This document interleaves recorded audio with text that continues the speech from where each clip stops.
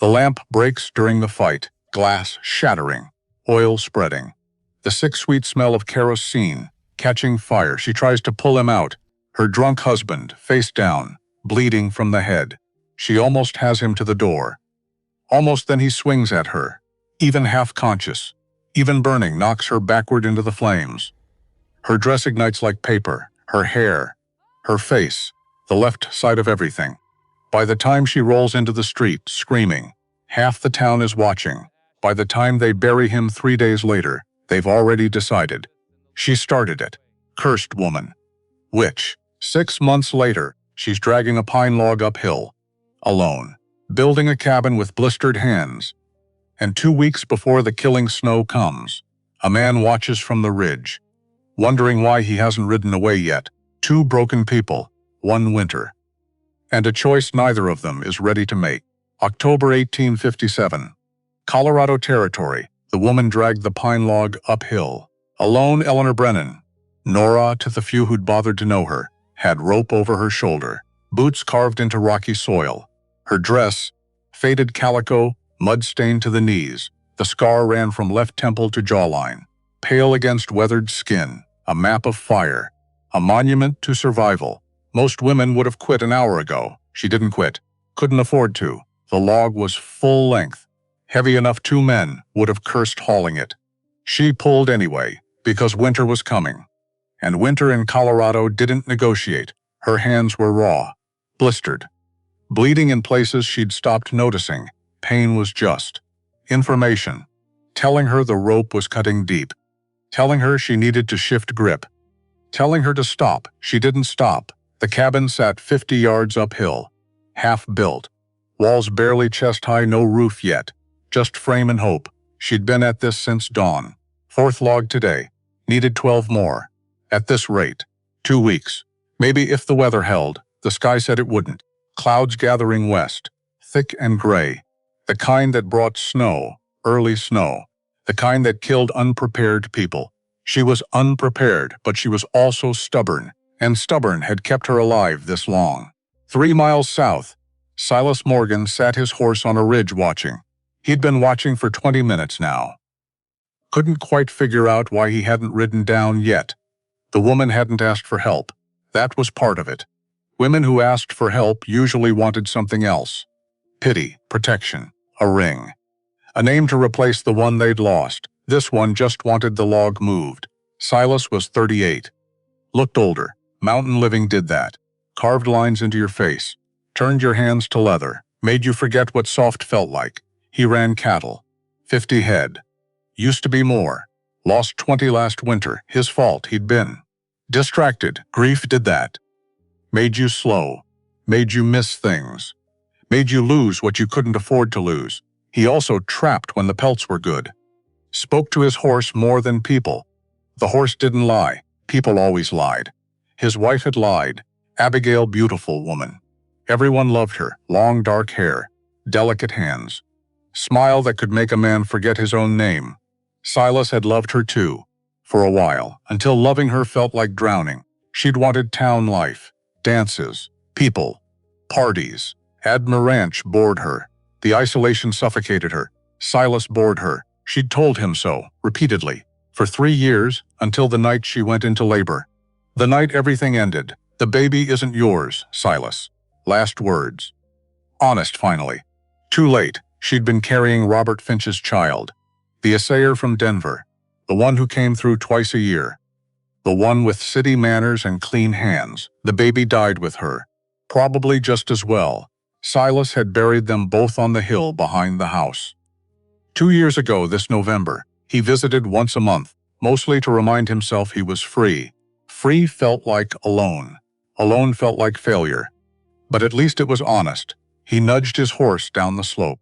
Nora heard hoofbeats, stopped pulling, straightened, breathing hard, didn't run, didn't call for help. Didn't reach for the knife in her boot. Not yet. Just stood there, chin up, watching him come, rope still over her shoulder. Like she might need it as a weapon, men out here. They fell into categories: helpful, harmless, dangerous. She'd learned to tell the difference. Quickly, this one rode slow, hands visible. No weapon drawn helpful or harmless maybe. Silas dismounted 10 feet away. Kept his hands where she could see them. Woman up here had reason to be cautious. He understood that. Afternoon, he said. She nodded. Once. Waiting, her eyes were green. Sharp. Assessing. Survivor's eyes. That's a lot of cabin for one person, he said. Don't need charity from strangers. Her voice was steady. But her hands stayed on the rope. Silas studied the walls behind her. Half-built, barely chest-high, no roof. Tools scattered in the dirt. A canvas tent sagged beside it. Smoke rising from a meager fire pit. One bedroll visible through the tent flap. One tin cup. One plate. Alone then, really alone. Roof won't hold without proper bracing, he said. Storm's coming in 2 weeks. Maybe less, I'll manage. You got help coming? No family? No. Friends? She just looked at him. The answer was clear. Silas looked at her. Then really looked at the scar. Old. Healed but prominent. Burn pattern started at her left temple, ran down her cheek, ended at her jawline. He'd seen enough range accidents to know fire. Odd fire. She caught his gaze. Read it. Her shoulders tightened. Defensive. Here it comes, her posture said. The pity. The questions. The revulsion. I'm not pretty, she whispered. Like she'd said it 100 times before. Like she was tired of saying it. Like she wanted to get it out of the way. So he'd leave, so she could get back to work. Silas met her eyes. That's fine. I need honest, not fancy. Pause. She blinked. Winter kills pretty folk first out here, he continued. Pretty doesn't know how to swing a hammer. Pretty doesn't know when a storm's coming. Pretty freezes to death waiting for someone else to save them. He gestured at the cabin. You built this? Yes, alone? Yes. Joints are solid. Walls are level. Somebody taught you right, taught myself.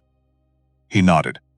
Impressed despite himself. Then you're smarter than most men I know. Something shifted in her face, surprise. Maybe or suspicion of kindness. Same thing, really. Out here, Kedness usually had a price. Why would you help me? She asked. Because I'm tired of liars in nice dresses. He picked up her hammer, tested its weight. The handle was wrapped in cloth strips. Smaller grip. Woman's hands. Clever. You got nails? She hesitated, thinking, calculating. I can pay with labor, she said finally. I cook. I mend. I can work, fair enough. Silas walked to the nearest wall. Examined the joints. Solid work. Really solid. Whoever taught her knew what they were doing. Or she'd taught herself, from books maybe. He'd seen her type before. Educated, desperate. Alone. What's your name? He asked. Nora Brennan. Nora. Silas Morgan. I run cattle 3 miles south. He glanced at the sky. Clouds thickening, light fading. Temperature dropping. Well, we start tomorrow at first light. Why not now? Because you need to eat. And sleep. And you look like you've done neither in a week. Her jaw tightened, pride. He recognized it. He had the same problem. I can work until dark. You can. Doesn't mean you should. He mounted his horse. First light, Mrs. Brennan. I'll bring coffee. He rode away. Didn't look back. Nora watched him until the pines swallowed him whole. Then she sat down hard on a stump, hands shaking. Not from exhaustion, though she was exhausted from something else. Hope, maybe. First snow in 2 weeks. First hope in 6 months. She wasn't sure which scared her more. Moogs earlier, Denver City, April 1857. The lamp broke during the fight. Nora remembered that part clearly, the sound of glass shattering, oil spreading across the floor. The sick, sweet smell of kerosene. Dalton stumbling. Drunk, always drunk lately. Used to be just weekends, then weekdays, then all day, every day. Since they lost the baby, their first. 5 months along, a boy the midwife said, Dalton blamed her. Said she worked too hard, lifted too much, didn't rest enough. Said it was her fault their son died. Maybe he was right. She'd been scrubbing floors the day. The cramping started traying to earn extra money. Because Dalton drank his wages. Because they needed food. Because. You useless. He'd backhanded her. Not the first time. Wouldn't be the last. Except it was. The oil caught fire. Fast. Faster than she expected. Flames crawled up the curtains. Across the floorboards. Hungry. eating everything. Dalton fell, hit his head on the table, didn't get up. Nora tried to reach him. She did. She tried. Grabbed his arm, pulled. He was heavy, dead weight. She pulled harder. Almost had him to the door. Almost even half-conscious. Even burning, even dying, he swung at her.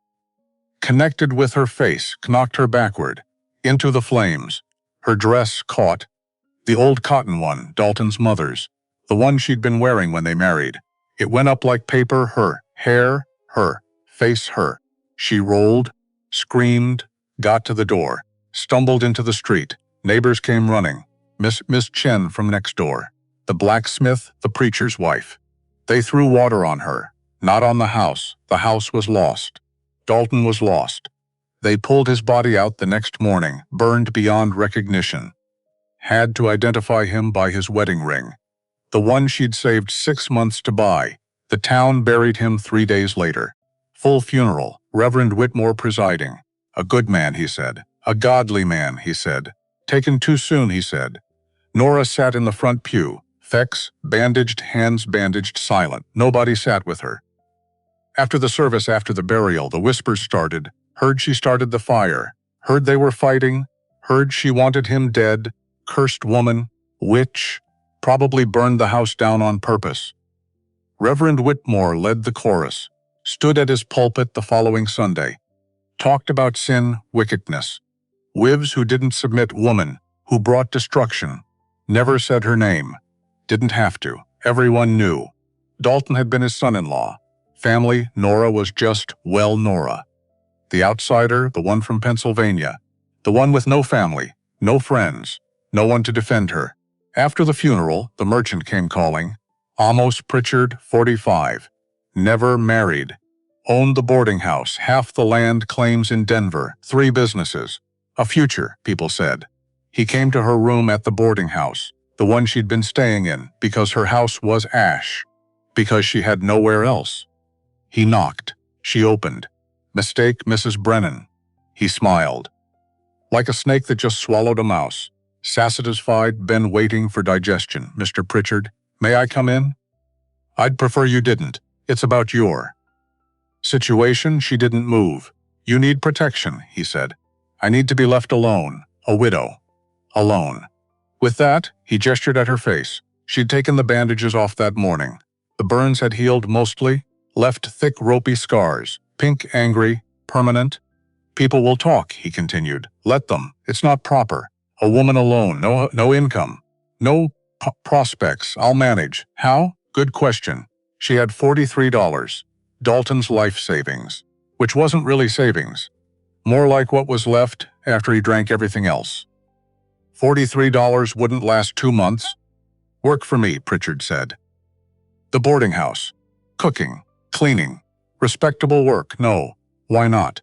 Because I know what you really want. His smile thinned. You flatter yourself, Mrs. Brennan. Do I? They looked at each other. Truth sitting between them. Ugly.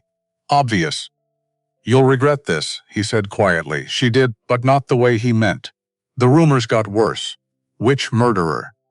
Adulteress. War. Someone said she'd been meeting other men while Dalton worked. Someone said the fire was intentional.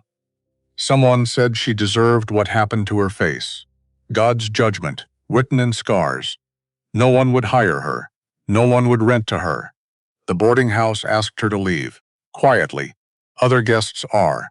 Uncomfortable. She packed her things. All of it fit in one carpet bag. Walked to the land office. Used $38 of her $43, bought a claim, 15 miles outside Denver. Middle of nowhere. Edge of everywhere. 40 acres, most of it rocks. But it was hers. If she was going to be alone, might as well be on her own terms. She'd been building for 6 weeks, living in a canvas tent, cooking over an open fire, washing in a creek half a mile down the mountain. The first week, she cleared the site, moved rocks, leveled ground. Blistered her hands, bled through the blisters. Kept working. The second week, she started cutting timber, borrowed a saw from a trapper passing through, said she'd return it in a month. The trapper looked at her scar, at her tent, at the impossible task ahead. Keep it, he said. You'll need it more than me. She cut trees, stripped bark, measured lengths. Her arms screamed, her back screamed, everything screamed. She kept cutting. The third week, she started building walls, one log at a time, notching, stacking, checking level. She'd found a book in Denver before she left. The Pioneer's Guide to Cabin Construction. 50 cents. Best money she'd ever spent. She followed it exactly, measured twice. Cut once, cut everything. The book said 2 men could build a cabin in 3 weeks. She was one woman, and not a strong one. She gave herself 3 months, the 4th week. She got the walls to waist height. Progress. Slow. But progress the 5th week. Storm came, 3 days of rain. Everything muddy. She huddled in her tent, listening to water destroy her work. When it cleared, 2 walls had shifted. She had to rebuild, started over the 6th week. She got back to where she'd been, waist-high walls, 40 more logs to go. Roof after that, then windows, then door, then chimney, then, impossible. But she kept building because what else was there? First light came cold. Nora was already awake. She'd barely slept. Kept thinking about the man, Silas Morgan, wondering if he'd actually come back. Men said things, promised things, then disappeared. She'd learned that young. She built up her fire, made weak coffee from yesterday's grounds, ate jerky, hard-bread breakfast of desperate people. She heard hoofbeats just as the sun cleared the ridge. He came. Actually came. Silas rode up leading a second horse. Pack horse, loaded with supplies. He dismounted. "Morning," he said. "Morning." He untied a bundle. "Coffee, real coffee, bacon, eggs, bread, fresh bread." She stared. "You brought food?" "Yeah." "Figured you probably been eating rabbits and roots." "I have coffee. That's not coffee. That's mud." He started building up her fire. She watched, uncertain. Men didn't just help. Not without wanting something. "What do you want?" she asked. He looked up. "Want? For this. The food. The help." "What's the price?" Understanding crossed his face. "The price is you cook it. I'm tired of my own cooking." "That's it?" "That's it." He pulled out a pan. Cast iron, well seasoned. Started frying bacon. The smell was heaven. She couldn't remember the last time she'd had bacon. Months. Before Dalton died. Before the fire. Before. "How do you like your eggs?" Silas asked. "However they come, that's not an answer. I don't care. Everybody cares. Fine. Fried. Hard." He cracked 2 eggs into the bacon grease. Let them sizzle. They ate in silence. Her sitting on a log. Him standing. Both watching the sunrise. The eggs were perfect. The bacon crisp. The bread still warm. The coffee strong enough to float a horseshoe. Best meal she'd had in half a year. "Thank you," she said quietly. "You're welcome." He cleaned the pan, packed it away, picked up his hammer. "Let's build." They fell into rhythm surprisingly fast. Silas sized up the situation, saw what she'd done, what she needed to do, made a plan. "We'll finish these 2 walls first," he said. "Get them to full height. Then start on the other 2. Frame the roof last. I was planning, I know. But trust me, this way's faster." She wanted to argue. This was her cabin, her plan, but he clearly knew what he was doing, and she clearly didn't. "Not really." "Fine." They worked. He lifted the heavy end. She guided the light end. He hammered, she held steady. He measured, she marked, he cut, she cleared scraps. By noon, they'd added 3 logs. More progress than she'd made all last week. "You're strong," he said during their break. "Have to be. Most women." "I'm not most women," he smiled, slight. "No, I reckon you're not." She handed him water. He drank. Handed it back, their fingers touched, brief. She pulled away. Fast. He noticed, didn't comment. "You got any family?" he asked. "No, none." "None that claim me. Parents? Dead? Siblings?" "One brother. Back east. Haven't talked to him in 8 years." "Why?" She looked at him. Sharp. "You ask a lot of questions. Sorry. Spent too much time alone. Forgot how to talk to people. Then maybe don't." Fair. They went back to work. Afternoon came hot. They stripped off layers. Silas worked in his shirt, sleeves rolled up, arms roped with muscle, scars on his hands, working man's hands, honest hands. Nora worked in her dress. No corset. Hadn't worn one since the fire. Couldn't afford a new one. Didn't miss it. She caught him looking, not at her body, at her scar. "You got questions about it," she said. "Ask. None of my business, you're staring." "Sorry." "Fire," she said. "6 months ago. My husband died," he nodded. Kept hammering. "My wife died too," he offered. 2 years back. "I'm sorry, don't be," she blinked. "That was unexpected. You didn't love her?" "I did. For a while. Then I didn't. Then she died before I could figure out which was worse." He set down his hammer, looked at her directly. "I'm not good at this. Talking. People. But I figure if we're gonna work together, might as well be honest." "Honest about what?" "I loved my wife, but I didn't like her much toward the end. She didn't like me either. We stayed together because that's what you do. Even when it's killing you. Even when you know it's wrong." He picked up his hammer again. "She died in childbirth. Baby died too. Wasn't even mine." Nora went still. "She told you?" "Last words. The baby isn't yours, Silas." "Then she was gone. That's... I don't know what to say." "Don't say anything. I just wanted you to know. I get it.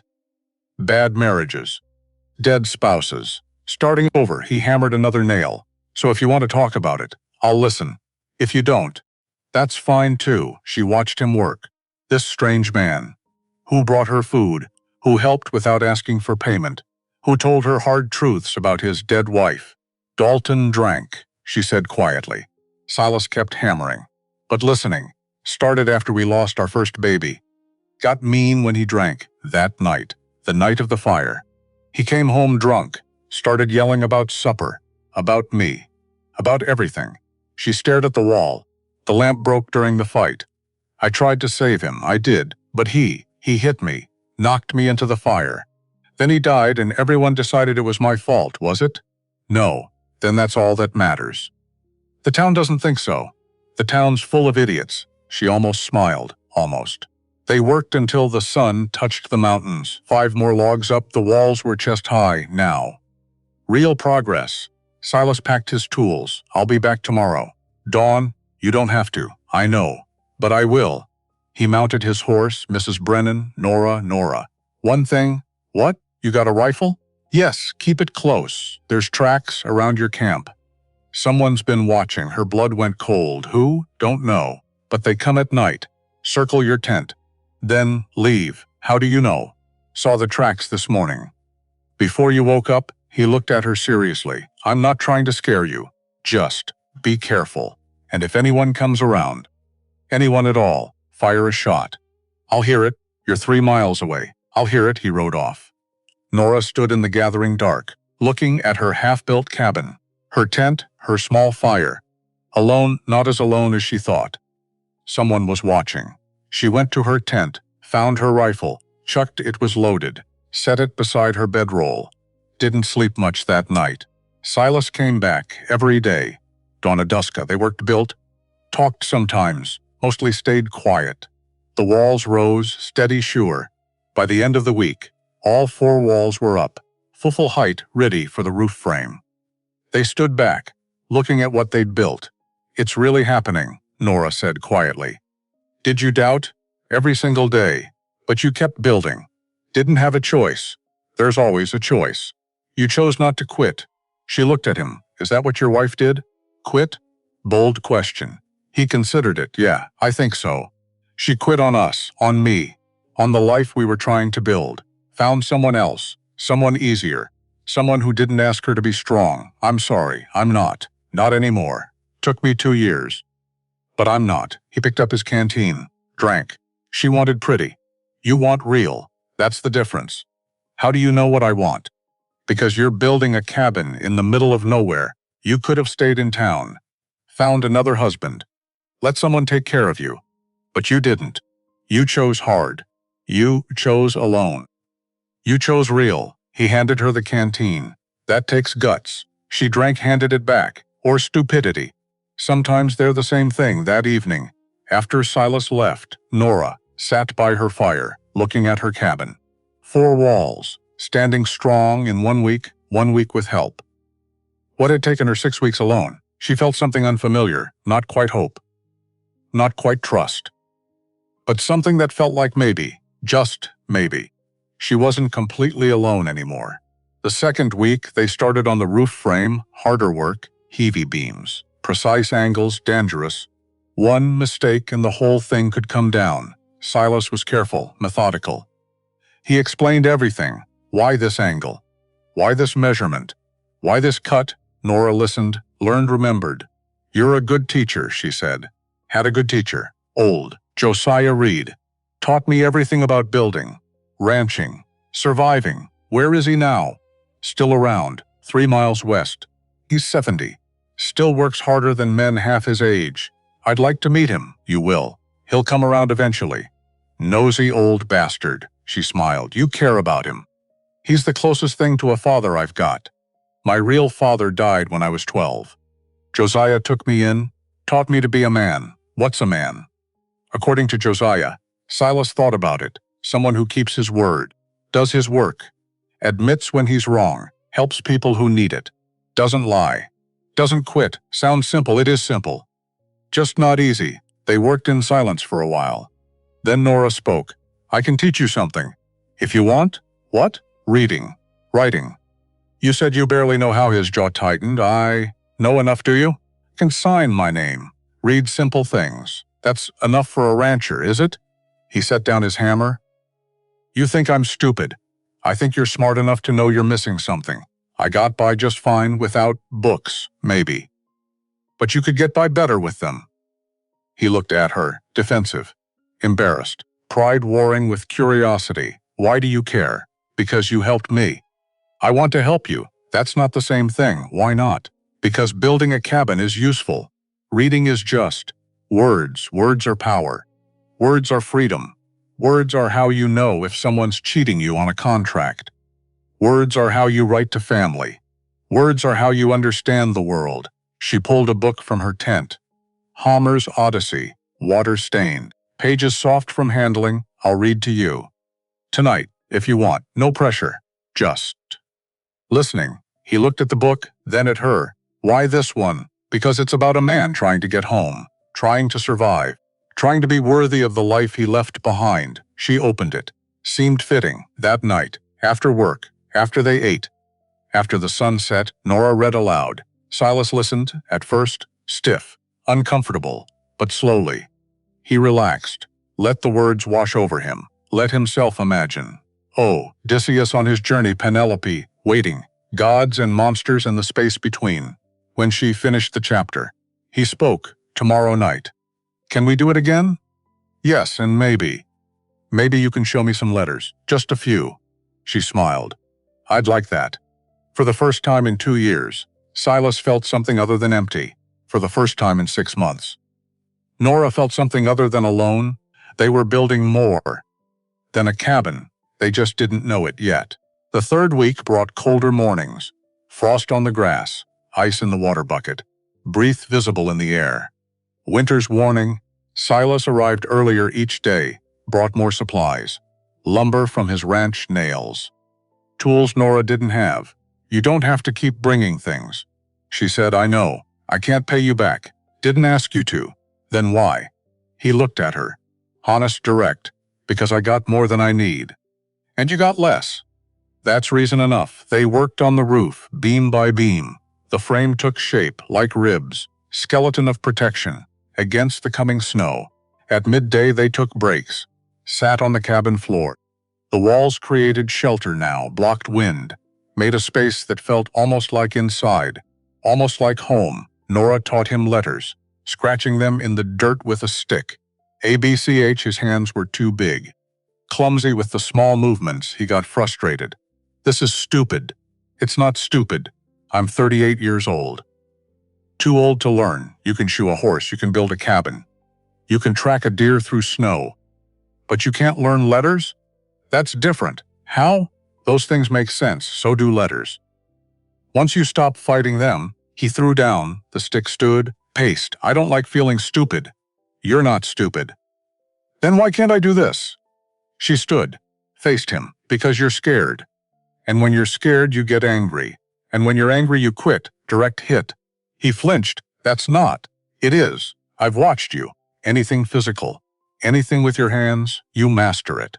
But this, This requires you to be vulnerable, to not know, to fail. And you hate that. Silence, cold, heavy. Then he sat back down, picked up the stick. Show me again. She showed him. Dot. Not condescending, just there. By sunset, he could write his name, Silas Morgan, crooked, shaky, but recognizable. He stared at it, his name, in his own hand. I did it, you did. It's messy, it's yours. Something in his face. Pride small.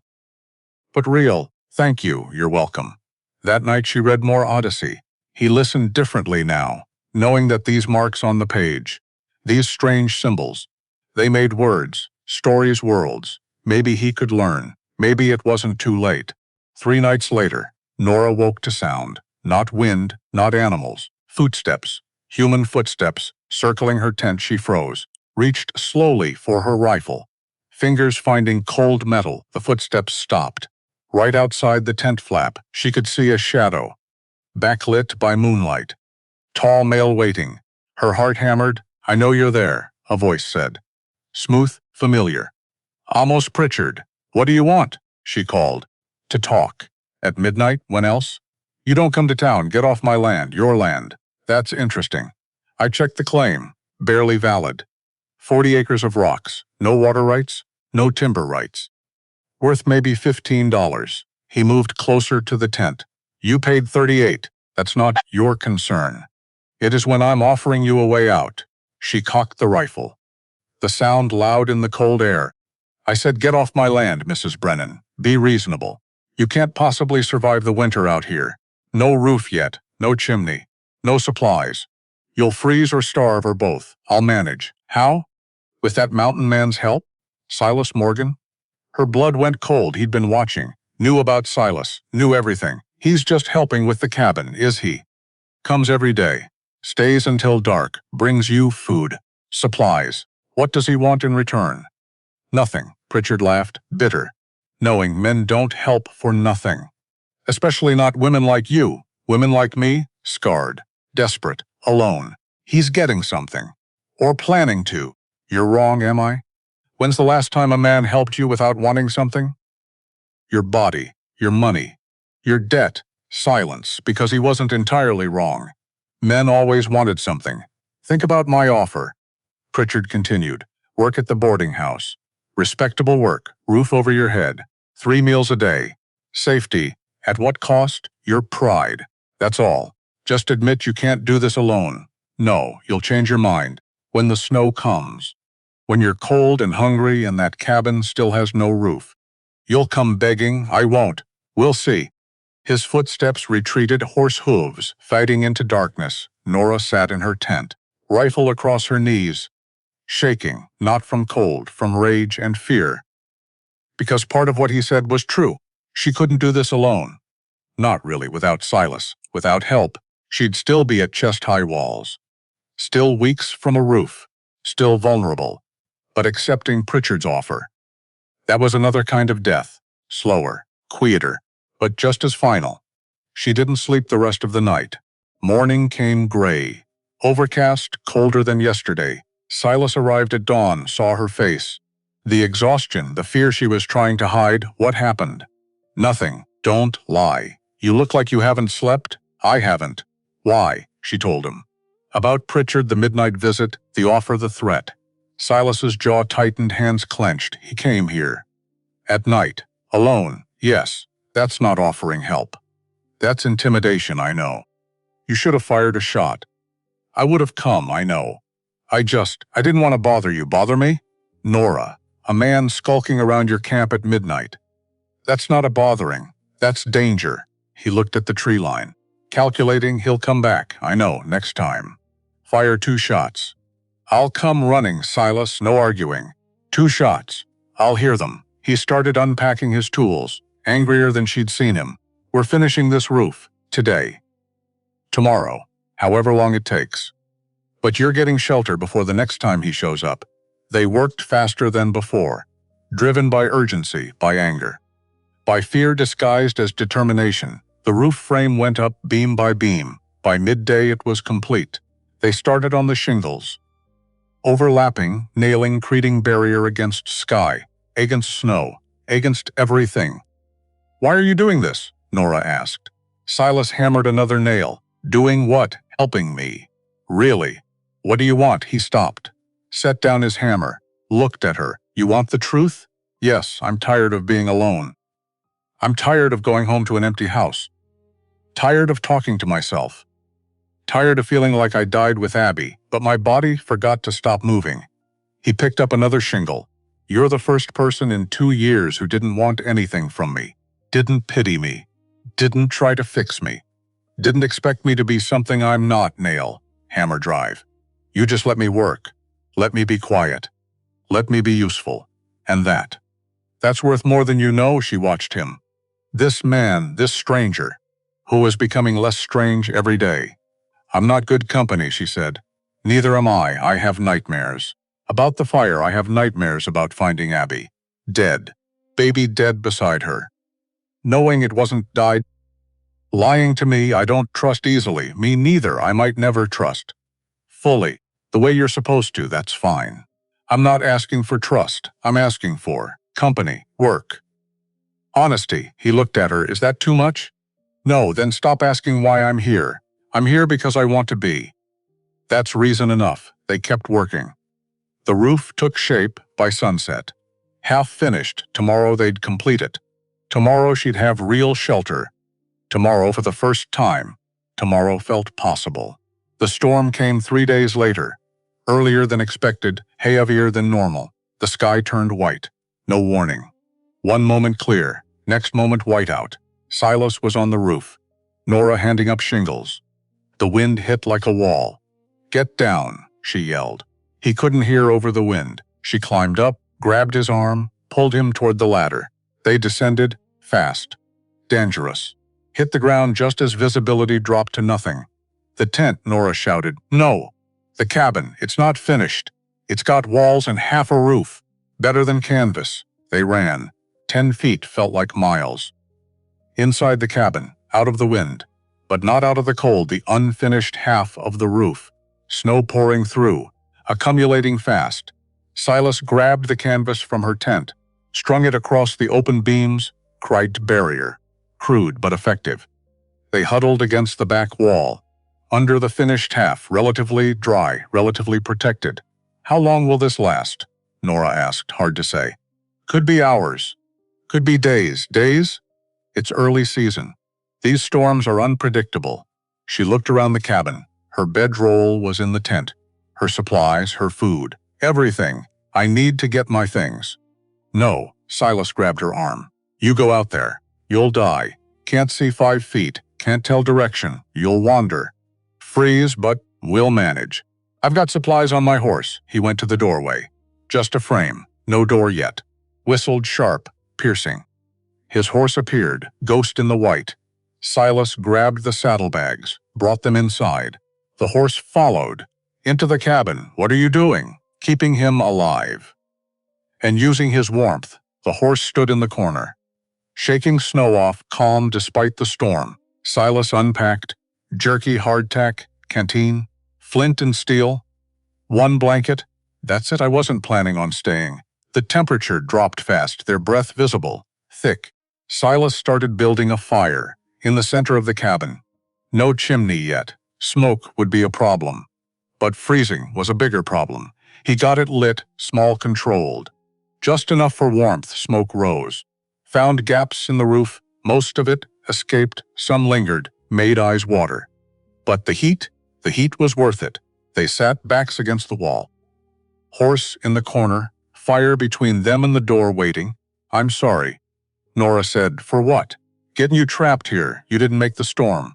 But if you hadn't been helping me, I'd be at my ranch. Alone, in a bigger cabin, with a real roof. But still alone. He fed another stick to the fire. At least here I've got company. Hours passed. The storm raged. They talked small things at first. Favorite foods, childhood memories, places they'd lived. Then deeper. Why did you marry Dalton? Silas asked. Nora stared at the fire. I was 19. He was 25. Handsome, charming. Said he'd take care of me. My parents had just died. Cholera. I was alone. Scared. He seemed like safety. When did it change? About 6 months in, after the charm wore off. After he realized I wasn't the woman he'd imagined. I had opinions, ideas. Didn't just obey blindly. She pulled her knees to her chest. First time he hit me, I'd burned supper. He'd been drinking. Said I was useless. Backhanded me across the face. Then cried. Apologized, swore it would never happen again. But it did. Every few months at first. Then every few weeks. Then every time he drank. Which became every day. Why didn't you leave? Where would I go? I had no money, no family, no skills. He told me I was lucky he married me. That no one else would want me, after a while. I believed him. Silas nodded. Understanding, Abby told me I was boring. Said I had no ambition, no culture, no refinement. Just a rancher, just dirt under my fingernails. Why did you marry her? Because she was beautiful. And I was young, and young men are idiots. Nora almost smiled. When did you realize she didn't love you? About a year in. She started making excuses. Headaches. Fatigue. Too tired, too busy. Any reason not to. Be a wife, he stared at the fire. Then Robert Finch came through, the assayer. Clean hands, city manners. Money, everything I wasn't. I saw how she looked at him. But I told myself I was imagining it. You weren't. No, the wind howled. The cabin creaked. But held. We're both idiots, Nora said. How so? We married people who didn't deserve us. Or maybe we didn't deserve them. No, they didn't deserve us. We stayed. We tried. We endured. They quit, she looked at him. That's the difference. We don't quit. Something in his eyes. Recognition. Truth? No, we don't. Night fell. Or they assumed it did. Hard to tell with the storm. The world was just white and dark. And cold. Silas fed fire. Carefully, making fuel last. They shared the blanket. Had to, one blanket. 2 people. Freezing temperature math was simple. They sat side by side, backs against the wall, blanketed over their shoulders, not touching, but close enough to feel each other's warmth. Close enough to matter. Tell me something true, Nora said. What? Something true. Something you've never told anyone, Silas considered. When Abby died, my first thought, honest to God first thought, was relief. Not grief, not sorrow. Relief that it was over. That I didn't have to pretend anymore. He stared at the fire. What kind of man feels relief when his wife dies? An honest one. He looked at her. You don't think that makes me terrible? I think it makes you human. She hurt you, for years, then died before you could heal, before you could leave, before anything could resolve. Relief. Makes sense. She pulled the blanket fate tighter. When Dalton died, I felt nothing. Not sad. Not relieved. Just empty. Like someone turned off a noise I'd gotten used to. And the silence was strange. When did the guilt start? About a week later. When people started saying I killed him. Part of me wondered, did I? Not on purpose. But did I give up? Stop trying to save him? Let him die? Did you? I don't know.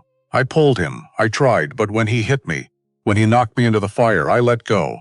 Saved myself instead. Tears silent. Running down her face. Does that make me a murderer? No. That makes you a survivor. He turned to her. He hit you. While you were trying to save his life. That tells you everything you need to know.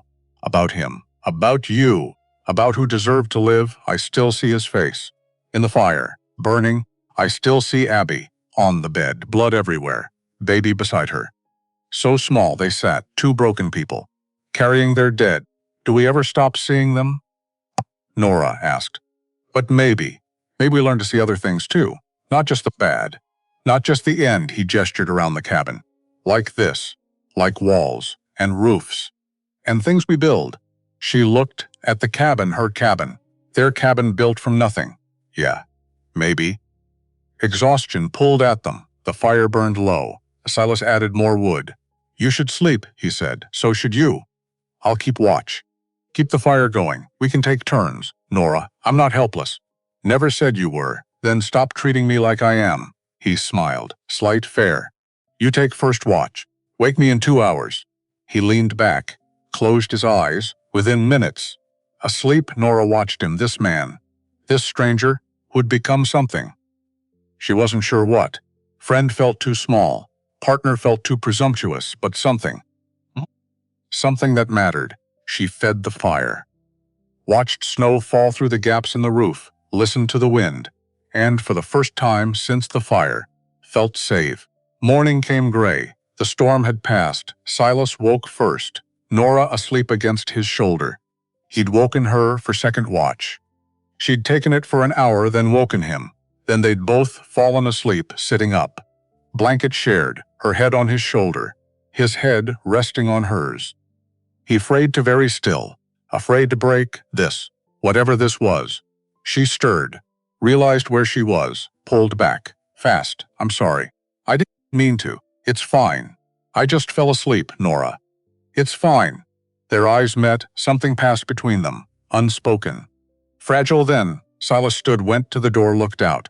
Snow everywhere, 2 feet at least. Drifts higher. The world transformed, white, silent, beautiful and deadly.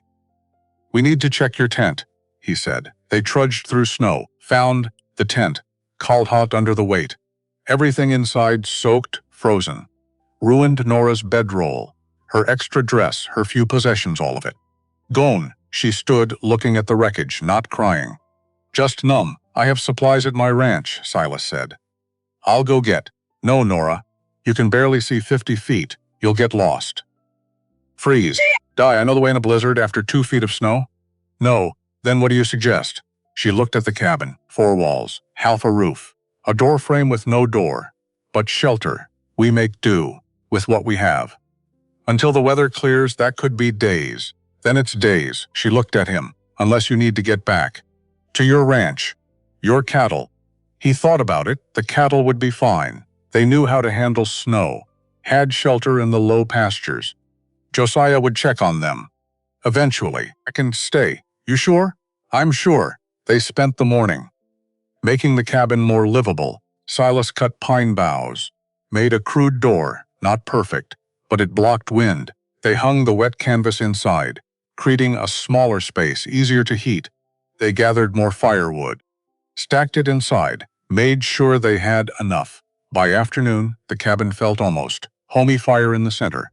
Smoke escaping through roof gaps. Pine bough door cantas dividing the space. Horse in the corner. 2 people. Making do. The storm came back that night. Worse than before. They were trapped. Really trapped. Day 1. They talked. Shared stories. Nora read from the Odyssey. The book had survived in her coat pocket. Silas listened. Asked questions. Learned. Day 2. They taught each other. Silas showed her how to carve. Simple things. Spoons. Bowls. Useful objects. Nora taught him more letters. He could write simple words now. Cat, dog, fire, snow. His handwriting. Improving. Day 3. They ran out of things to say. Sat in comfortable silence, watching fire. Watching snow. Watching each other. When they thought the other wasn't looking, that night, Nora woke screaming. Nightmare. The fire. Dalton's hands burning. Always burning. Silas was there. Instantly. Nora, you're safe. You're here. She was shaking. Gasping. I can't breathe. I can't. Yes, you can. Look at me. Breathe with me, he breathed. Slow, deep, exaggerated. She tried to match, failed, tried again. Slowly, her breathing calmed. The panic receded. She sat, trembling. I'm sorry. Don't be. I woke you. I wasn't really sleeping. He sat beside her. Careful distance. You want to talk about it? It's always the same. The fire. Dalton. His hands around my throat, pushing me into the flames. Burning, she touched her scar. Unconscious habit. I can still smell it sometimes. My hair burning. My skin, everything. I have nightmares too, Silas said quietly. About Abby, about finding her. The blood. The baby. So small. And knowing she'd lied. Knowing she'd died hating me. Knowing I'd failed. At everything. He stared at the fire. Some nights I wake up and I can't remember if it was real. Or if I dreamed it. Then I remember. And it's worse. Because it was real. Do they ever stop? The nightmares? I don't know. But they've been less. Since I started coming here, since I've been busy, useful, not alone with my thoughts all the time. He looked at her. Maybe that's the trick. Not to forget, but to add other things, other memories, other days, until the bad ones aren't the only ones anymore. She considered this. I like that idea. Yeah? Yeah. They sat, fire crackling, storm raging. But inside warm safe, together, can I? Can I hold your hand? Nora asked, scared of the answer. Yes, she reached out slowly, her hand finding his rough calloused. Warm, he didn't pull away. Didn't squeeze. Just let her hold on. They sat like that. Until dawn. Two damaged people. Learning that touch didn't have to hurt. Fourth morning, the storm broke. Sky cleared. Sun came out, blinding on fresh snow. Beautiful, deadly. The temperature was brutal. But the visibility was back. I should get back to my ranch, Silas said. Check the cattle. Get supplies, I know. Neither moved. You should come with me, he said. What? Come to my ranch. It's got a real roof. A chimney, supplies. You can stay until we finish your cabin properly. I can't. Why not? Because it wouldn't be proper. Proper? A woman, alone, at a man's ranch. People would talk. People are already talking. That's different. How? This is my land, my cabin. If I'm at your ranch, it looks like you're what? She looked away. Like I'm paying you back. For your help. With something other than cooking and mending. Understanding crossed his face. You think I want that? I don't know what you want, he stood paced. Frustrated. I want you to not freeze to death. I want you to be safe. Warm. Fed. That's it. Men always want more. I'm not men. I'm me. And what do you want from me? Silence. Heavy. Honest, I don't know, he said finally. Company. Conversation. Someone who doesn't look at me like I'm broken. Someone who lets me be useful. Is that enough? Is that acceptable? She met his eyes, meeching. I'm not ready. For more. If that's what you're hoping, I'm not hoping for anything. Except for you to survive the winter, you're really not. Expecting anything? No. No touching? Not unless you want to? No. Claims? No pressure? No. Anything? Nothing. Just shelter. Until your cabin's done. That's all. She looked at her cabin half finished. No door gaps in the roof. Looked at the tent. Looked at the snow. 2 feet deep. More coming. She had no choice. Not really. All right. Yeah? Yeah. But I'm sleeping in a separate room. With a lock? I don't have locks. Then I'm barricading the door. Fair. They packed what little remained. The Odyssey. Her rifle. A few clothes. Silas's tools. Mounted his horse. Double her behind him. Arms around his waist. Necessary for balance. But still, intimate. Strange, they rode through the snow. 3 miles, slow going. Cold by the time they reached his ranch. Both were frozen. Exhausted. His ranch was bigger than she expected. Real cabin. 2 rooms. Loft. Barn. Fenced pastures. Cattle visible in the distance. He helped her down. Led her inside. The cabin was sparse. Clean but empty. Functional but loveless. A place where someone existed. But didn't live. Guest rooms through there, he said. Small. But it's got a bed. Stove. Window. She looked in. The room was tiny. Bed, small stove. 1 chair. But it had a door. Privacy. Safety. Thank you. I'll get a fire going. Make some food. You should rest. She wanted to argue, to help, to earn her keep. But exhaustion pulled at her. 4 days of poor sleep, nightmares, fear. She nodded, went into the room, closed the door, lay on the bed. Asleep within minutes.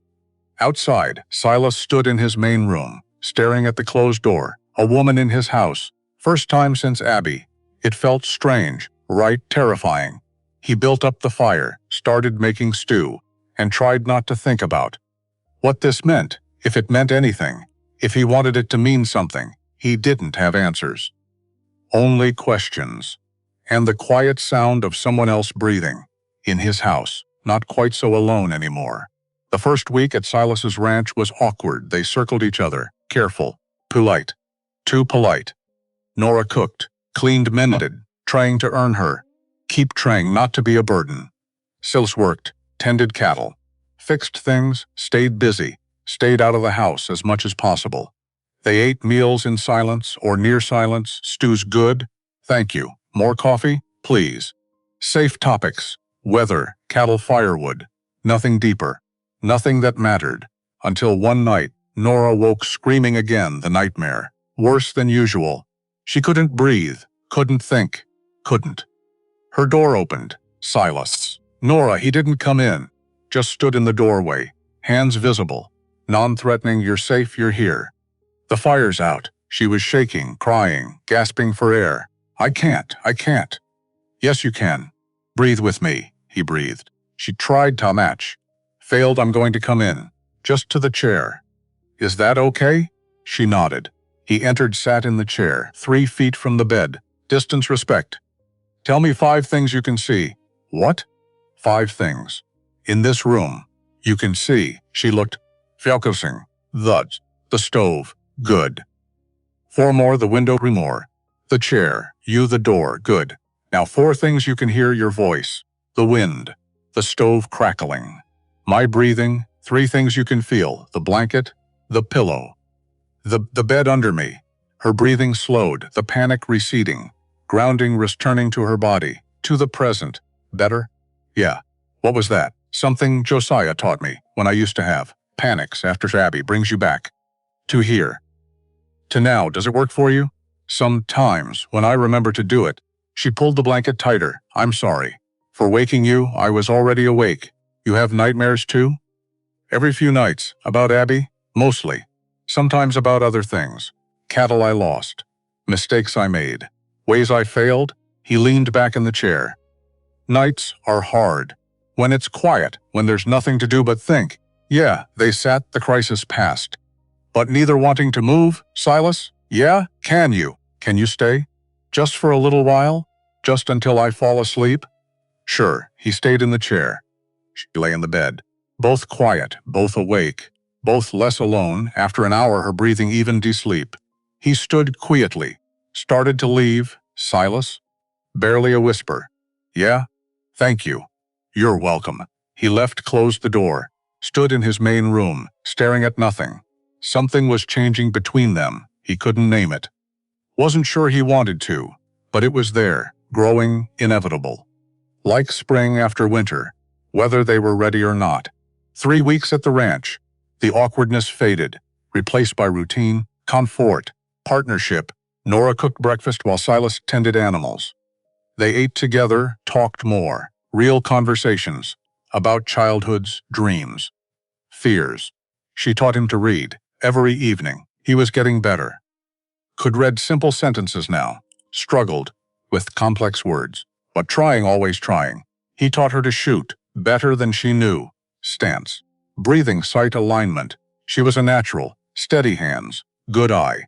You could hunt, he said. Could I? Yeah. Rabbits. Birds. Maybe deer if you're patient. I'd like that. To contribute. More than cooking. You contribute plenty. I want to earn my keep.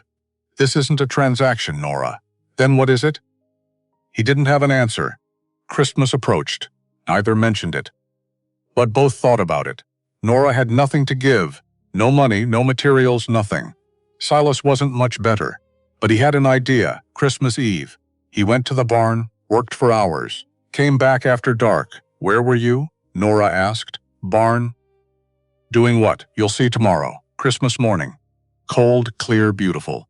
Silas woke early, made coffee, set something on the table, waited. Nora emerged from her room, saw it. A wooden box, small. Sybil, beautiful. She approached, cautious. What is this? Open it. Inside, a set of carving tools, sharp, well-made, and a half-carved spoon, his work. Unfinished. I don't understand. I'm teaching you to carve, so you can make things. Useful things. Things to sell, maybe. Or keep, or give. Your choice. She picked up the spoon, ran her thumb over the rough wood. You made this, started it, you'll finish it. Together. Tears formed in her eyes. I don't have anything for you. Yes, you do. What? He pulled out a piece of paper. Worn, folded, opened it, leans of writing, shaky, uneven, but legible. I wrote to my mother. In Pennsylvania. First letter in 15 years. Because you taught me how. He looked at her. That's my gift. You gave it to me already. She stared at him. This man, this impossible, pocked, broken, beautiful man. Silas, I. The door burst open. Cold air, snow. And old Josiah, 70 years old. Grinning like a fool. Merry Christmas, you two. He stomped in, bringing cold, and noise and life, Josiah, Silas said. What are you doing here? Coming to meet this woman I've heard so much about. He turned to Nora, extended a weathered hand. Josiah Reed. Silas's conscience and occasional pain in the ass. Nora shook his hand, smiled despite herself. Nora Brennan, I know who you are. Whole territory knows. Woman building a cabin alone. Got half the town in a twist. He looked at Silas. And you. Helping her. Got the other half talking? Let them talk. Oh, I am. I'm enjoying it immensely. Josiah pulled out a bottle. Whiskey brought this. For Christmas. Figure we should celebrate. It's 8 in the morning, Silas said. It's Christmas. Rules don't apply. He poured 3 cups, raised his, to new friends. Second chances. And buildings that hold through winter, they drank. Nora coughed. Strong, harsh, but warm. They spent the day, the 3 of them. Talking logging. Josiah told stories. About young Silas, mistakes he'd made, lessons learned. Nora listened. Seeing Silas through different eyes, Josiah saw them, really saw them, the way they moved around each other. The way they didn't touch, but wanted to. The way they looked when they thought the other wasn't watching that evening. As he prepared to leave, he pulled Silas aside. You love her. What? Don't play dumb. You love her, Josiah. Your wife wanted pretty. This one wants real. Don't mess it up. I'm not. You are. You're scared. I can see it. Scared to try again. Scared to fail. Scared to hurt. Scared to be hurt. But boy, being scared is no way to live. He mounted his horse. Take the risk. Or die wondering what if. He rode away, leaving Silas standing in the snow thinking about risk, about fear, about everything. New Year came, went, dragged. Cold, dark, endless. But they had supplies, had shelter, had each other. Late January, they needed to go to town. Floor salt, nails for when weather cleared. When they could finish Nora's cabin, I'll go alone, Silas said. No, Nora. I'm not hiding anymore. I need to face them. Eventually. Might as well be now. They won't be kind, I know. Pritchard will be there. I know. It could get ugly. Then it gets ugly. But I'm not hiding. They rode to Elkridge, 20 miles, half a day, arrived midday. Sunday, church letting out. Worst timing possible. People everywhere. They saw Nora. Conversation stopped. Whispers started. She kept her chin up. Walked beside Silas, toward the general store. Reverend Whitmore stepped into their path, flanked by deacons, and Amos Pritchard, Brother Morgan. Whitmore's voice cold, judgmental. Reverend, I see you brought company. Mrs. Brennan needed supplies. I'm sure she did. The crowd gathered, circling, sensing drama. Pritchard stepped forward. Mrs. Brennan, still playing house in the wilderness? Still breathing. That's more than you hoped. Careful. Your tongue is sharp. Unbecoming? My tongue is honest. Maybe that's what's unbecoming. Murmurs from the crowd. Reverend Whitmore raised his hand. Silence. This arrangement. It's improper. A woman, alone, living with a man. Not her husband. I have my own room, Nora said. My own space. This is temporary. Until my cabin is finished. Convenient excuse. It's the truth. Is it? Or have you simply traded one man for another? Dalton for Morgan? Nora's hands clenched. Silas stepped forward. That's enough, is it? We have a responsibility. To uphold morality, decency. This woman. She killed her husband. He died in a fire. A fire she started, an accident, was it? She claims he hit her, pushed her into the flames. But there's no proof, only her word. The word of a woman scored by God's judgment, the scar. He meant the scar. Nora's face burned. Shame, rage. You sanctimonious. Silas grabbed her arm. Gentle Lescraining. Don't. He's baiting you. He's calling me a murderer. And you're giving him what he wants. A scene. Proof you're unstable. Pritchard smiled. Listen to your protector, Mrs. Brennan. He knows what's best. Silas turned to Pritchard. You need to stop, or what? You'll defend her honor? A woman with no honor to defend? The crowd pressed closer. Hungry, eager. Silas felt it. The trap, the pressure, the expectation. Say something. Defend her, claim her, or distance yourself. Save your reputation. Your standing. Your everything. He looked at Nora, at her face. The hope there, the trust, fragile, new, real. He looked at the crowd, at Pritchard, at Whitmore, at the weight of expectation, and made his choice. It's just work. Nora went rigid. What the arrangement? It's just work. She cooks. Mends. I provide shelter. That's all. Nothing improper. Silence. Stunned, Nora stared at him, betrayal written across her face. Just work? The cabin's nearly done. Few more weeks. Then she'll move back. Everything will return to normal. He couldn't look at her. Couldn't see what he'd done. Pritchard smiled. Triumphant. See, even he knows. You're not worth defending. Nora turned, walked to the wagon, climbed up, sat, staring straight ahead. Silas bought the supplies. In silence, the crowd dispersed, satisfied. Entertained that ride home. 20 miles, neither spoke. Not once. When they reached the ranch, Nora climbed down, went to her room, closed the door, locked it. Silas stood in the main room, supplies still in the wagon, snow starting to fall. And understood precisely what he'd done. He'd chosen reputation over truth, cowardice over courage, the easy lie over the hard stand, just like he'd done with Abby for years. And this time, he'd destroyed something real, something that mattered, something he loved. The word hit him, hard, undeniable. He loved her. And he'd just betrayed her, in front of everyone. He sat head in hands, alone again, by his own choice, his own cowardice, his own failure. Outside, snow fell heavy, relentless, burying everything. 3 weeks passed. Nora stayed in her room, came out only for necessities, water, food, firewood. Moved like a ghost, silent, distant, unreachable. Silas tried once, knocked on her door. Nora. Can we talk? No, please. I need to explain, you explained. In town, in front of everyone. It's just work. I understand perfectly. That's not what I meant. Then what did you mean? Because from where I stood, in front of that crowd, you reduced everything. Every conversation, every evening, every moment. To labor silence. You made me nothing, she continued. Just like Dalton did. Just like Pritchard tried to. You made me nothing. I was scared. So was I, every single day. But I didn't betray you, her voice cracked. I trusted you. I let you in. I let myself. Hope, and you threw it away. To save face with people who don't matter, I know. I know I did, and I don't want your apologies. I want you to leave me alone. He left. Didn't try again. What could he say? She was right about everything. He worked alone. Tended cattle in brutal cold. Fixed fences that didn't need fixing. Stayed in the barn until dark. Avoided the house. Avoided her. Avoided facing what he'd done. At night, he sat by the fire. Whiskey bottle on the table, still untouched. Drinking wouldn't fix this. Nothing would.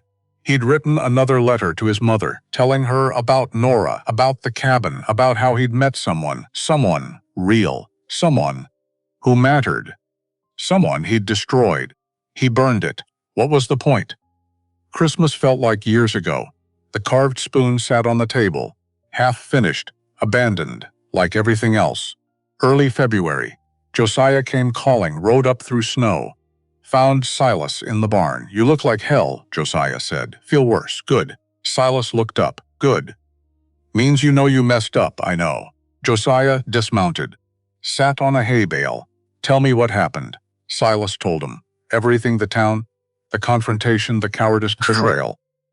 When he finished, Josiah spat. You're an idiot, I know. No, I don't think you do. You had something real, something rare. A woman who saw you. Really saw you. Not the ranch, not the potential. You, broken, scared, trying, and she stayed anyway. He stood paced, and you threw it away. Because you were scared of what? A preacher's opinion? A merchant's smirk? A town full of people who don't know you, don't care about you? I panicked. You quit.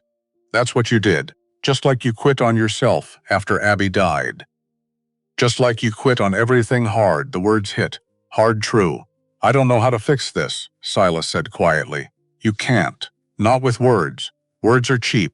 You proved that in town. Then how? Action, truth, courage. The things you should have shown the first time. Josiah mounted his horse.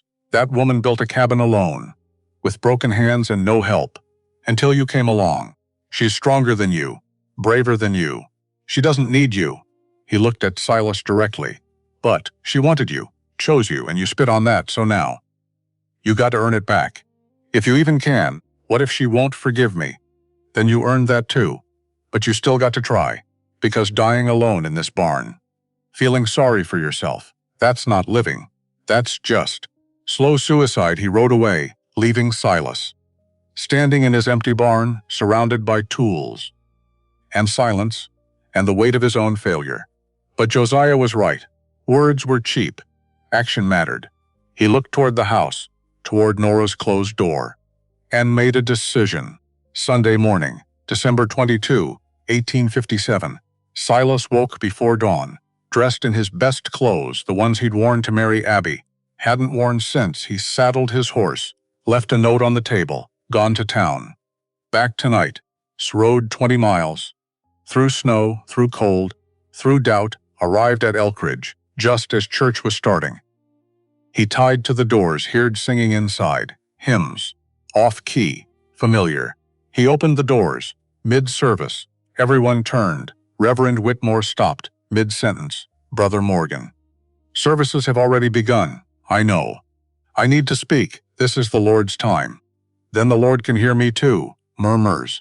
Whispers. Silas walked down the aisle, moved his head, stood at the front, faced the congregation. 50 people, maybe more, all staring, his heart hammered, mouth dry. But he'd come this far. I'm here to confess, he said, his voice steady, stronger than he felt, and to set some things right. About Nora Brennan. More murmurs. Reverend Whitmore stepped forward. Brother Morgan. This is highly irregular. I don't care. Silence. Shocked acclaimed. Silas looked at them. All of them. These people, who judged, condemned, whispered, that woman, Nora Brennan. She survived a fire that would have killed most people. She survived a husband who beat her. She survived losing everything. And then she survived you. Your judgment, your gossip, your cruelty. He took a breath, and she did it alone.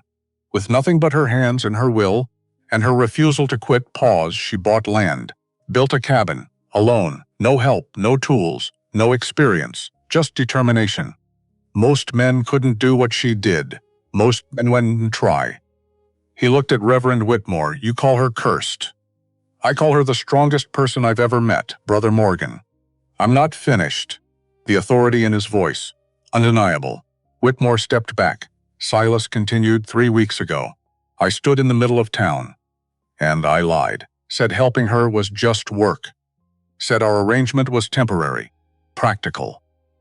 Nothing more. His voice cracked. I lied because I was scared. Scared of what you'd think. Scared of failing again. Scared of choosing wrong. Scared of loving someone and losing them like I lost Abby. Gasps. He'd said love, but the only wrong choice, the only failure, was the one I made, standing there. Choosing your approval over her dignity. Choosing reputation over truth. Choosing cowardice over courage. He looked at them. Really looked. Nora Brennan is worth 10 of anyone in this room. She's honest. She's brave. She's real. She doesn't lie. Doesn't pretend. Doesn't care what you think of her scars. Because she earned those scars. Surviving. Pause. I love her. And I betrayed her. And I don't know if she'll ever forgive me. But I needed you to know, all of you, that she deserves better. Better than this town. Better than your judgment. Better than me. He put his hat back on. If you want to judge someone, judge me. Because I'm the coward here. Not her. Never her. He walked out. The church doors slammed behind him. The congregation sat, stunned, silent. Then slowly, people started talking, not whispers, real conversation. Some angry, some moved, some reconsidering. Reverend Whitmore stood at the pulpit, opened his mouth, closed it for the first time in 40 years. He had nothing to say. Silas rode home, exhausted, emotionally drained. He'd done it, said the truth, publicly, irrevocably. No, didn't know if it would matter. But he'd done it. He arrived at the ranch at dusk, dismounted, saw smoke from the chimney. Nora had kept the fire going. Small thing, but something. He went inside. She wasn't in the main room. Door to her room closed. As always, he started to take off his coat, saw something on the table. A letter, addressed to him, from Pennsylvania. His mother. He sat, opened it, hand shaking. Right. My dearest Silas, your letter reached me yesterday. I wept reading it, not from sadness, from joy. After 15 years. To hear from you. To know you're alive. Well, trying, I forgive you. I forgave you the day you left. You were young, angry, hurting. You needed to find your own way. Why, I understood that. Even when it hurt.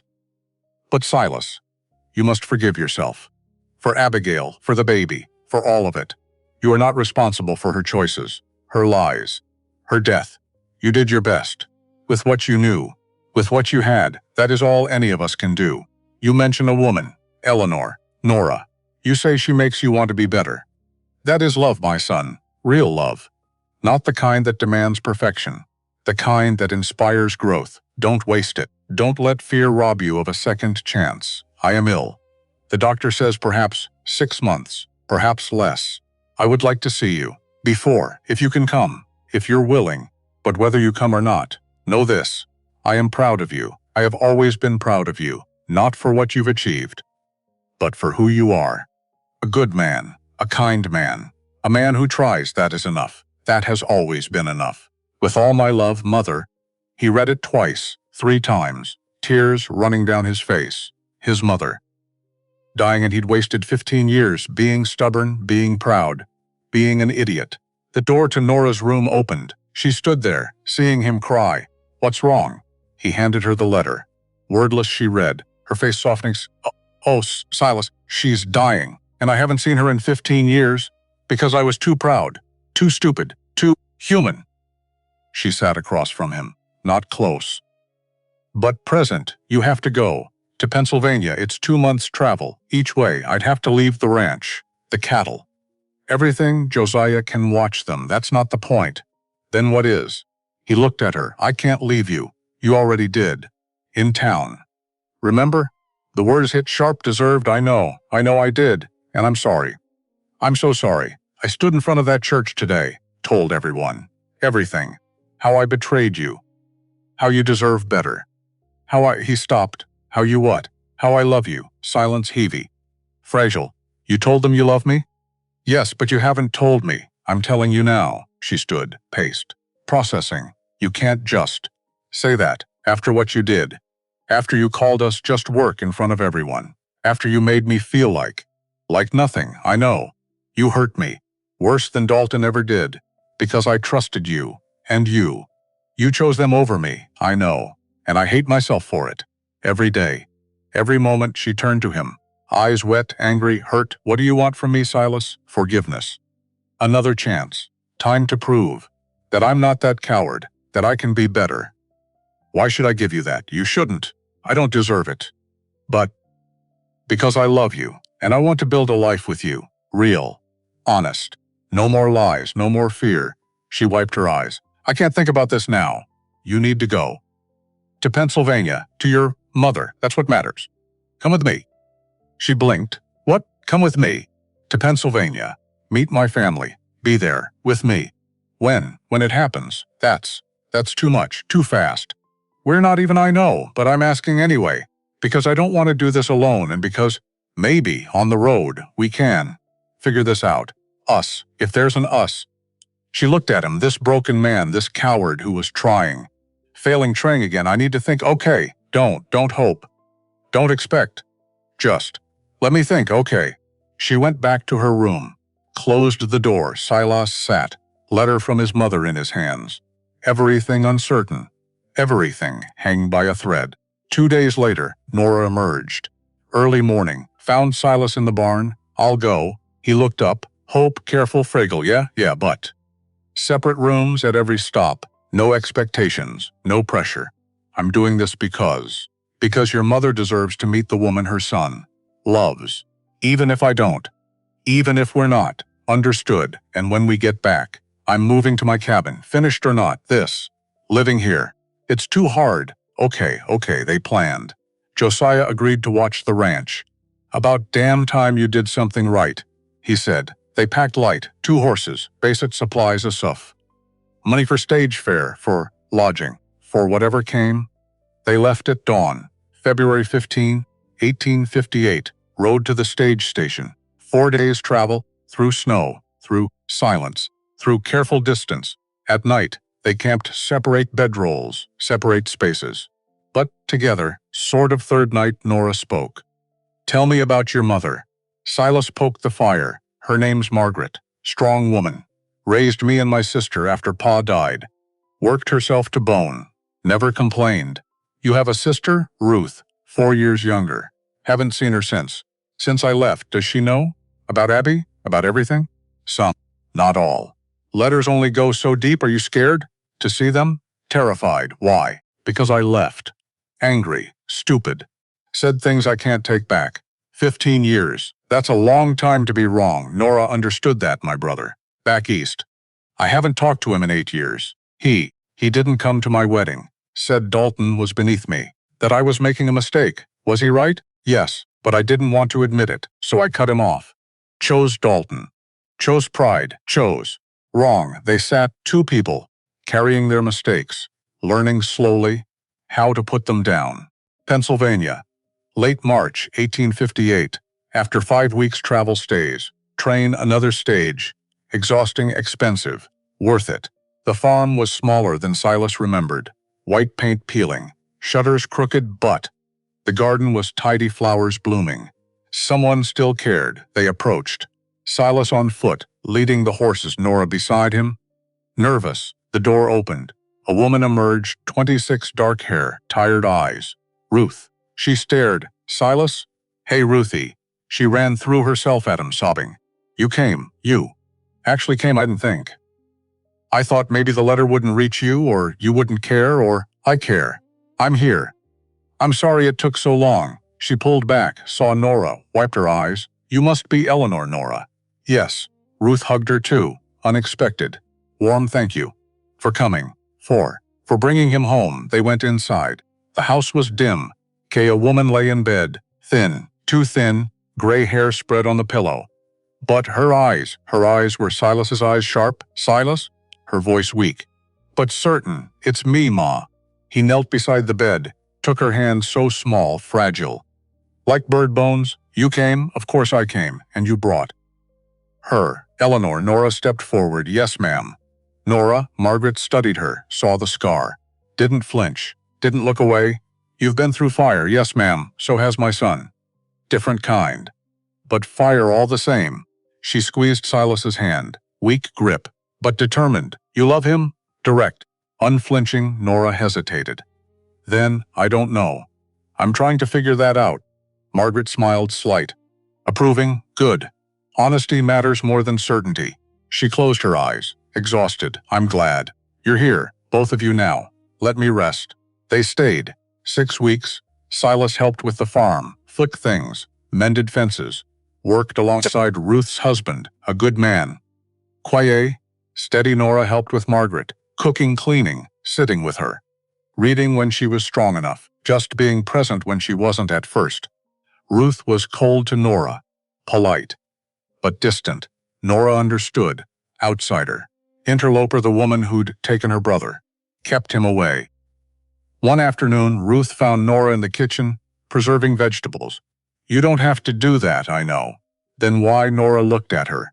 "Because your mother's dying. And I can't fix that. Can't stop it. Can't make it hurt less. But I can make sure you have food this winter. That's something. Small." Ruth said heavily. "I'm angry at him. At Silas. For staying away so long. For missing 15 years. For not being here. You have that right. But I'm also glad that he's here now. That he came. That he brought you." She wiped her eyes. "I don't know how to feel both things. You just do. Angry and glad. Hurt and hopeful. It's all real. All valid." Ruth looked at her. "Really looked. You're good for him, Silas. He's different. Since he met you, softer. More honest. More. There, I don't know about that. I do. I've known him his whole life. I've never seen him like this. Scared, vulnerable, actually trying, not just existing." She stood, extended her hand. "Thank you for bringing him home." Nora took it. Not quite friends, but not strangers anymore. Mid-April, Margaret's condition worsened. She couldn't leave bed, could barely eat, drifted in and out. Silas sat with her, hours at a time, holding her hand, telling her about Colorado. The ranch, the cabin, Nora. One evening, she woke clear-eyed, lucid. Silas, I'm here, Ma, I need to tell you something. Save your strength. No. Listen, she gripped his hand. Weak but determined, I forgave you the day you left. Understood why you went. Young man. Needed to find himself. That's natural, she breathed. Hard labored, but you need to forgive yourself. For Abigail, for the baby, for all of it, Ma. You're a good man. Better than you know, that girl. Eleanor. She sees it, don't waste this chance. Being guilty. Being scared, tears ran down Silas's face. I don't know how to let it go. You just do. One day at a time. Choose forgiveness. Choose love. Choose. Forward, she smiled, faint fading. I'm so proud of you. My boy, her eyes closed. Breathing slowed, Silas held her hand through the night. Until morning, until she was gone. They buried Margaret on the hill, beside Silas's father. Small funeral, family, neighbors, the local preacher. He spoke about Margaret's kindness, her strength, her faith. Silas didn't cry during the service. Stood stone-faced, Nora beside him, not touching. But present after. When everyone left, Silas walked to the grave, alone, stood there an hour. Finally, he knelt. Spoke, I'm sorry, Ma, for staying away. For being stubborn. For wasting time. I'm sorry I didn't come sooner. Didn't let you meet her. Really meet her. Didn't, his voice broke. I love you. I should have said it more. Should have written more. Should have been better. He stood, wiped his face, turned. Nora was there, waiting. You ready? She asked. Yeah. They walked back together. That evening, Ruth pulled them aside. Ma left something. For you both. She handed Silas a small wooden box inside. Money, not much, maybe $200. And a letter, Silas. Use this for something good, something that matters, something I would have liked.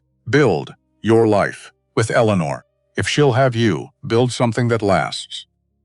Mother Ruth handed Nora a smaller package, wrapped in cloth. Inside, Margaret's wedding ring, Sybil gold band worn thin from decades of wear, and a note, Eleanor, my son loves you. Even if he's too scared to say it right, even if he's messed it up already, give him another chance. If you can, not because he deserves it, but because love, real love, is worth the risk. This ring. Wore it for 43 years. Through good times and hard. Through love and loss, it held like you two can. If you choose to.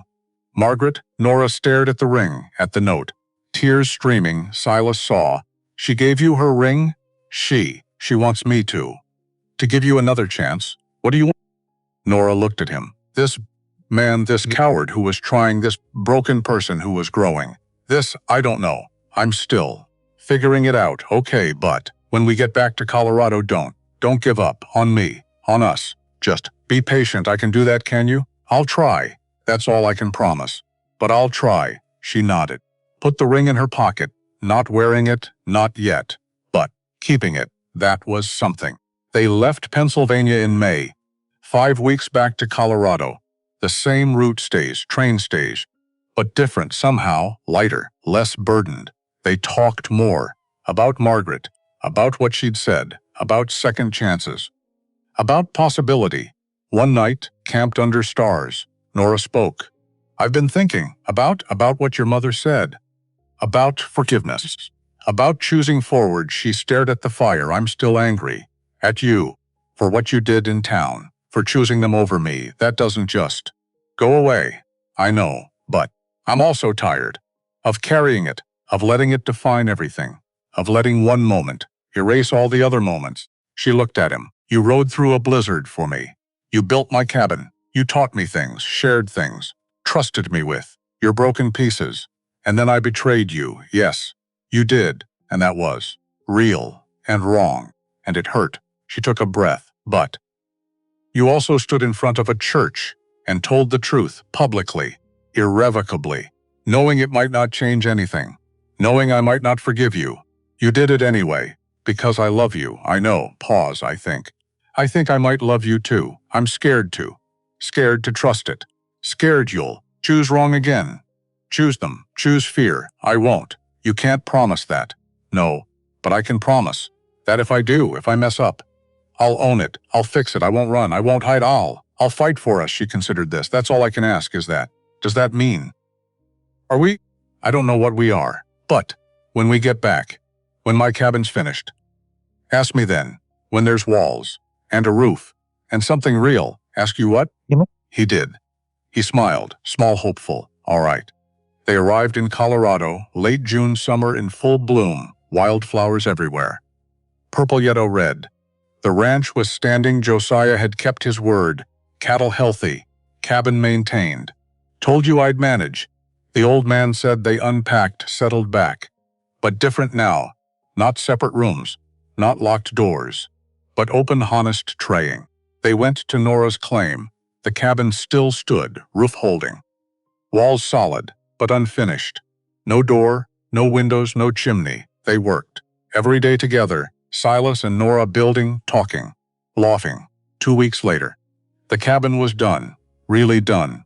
Door hung, wending, glazed. Chimney drawing smoke properly.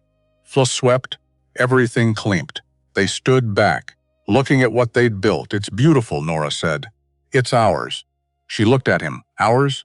If you want it to be. He took her hand, knelt right there, in the dirt, beside the cabin. Nora, I know I messed up. I know I hurt you.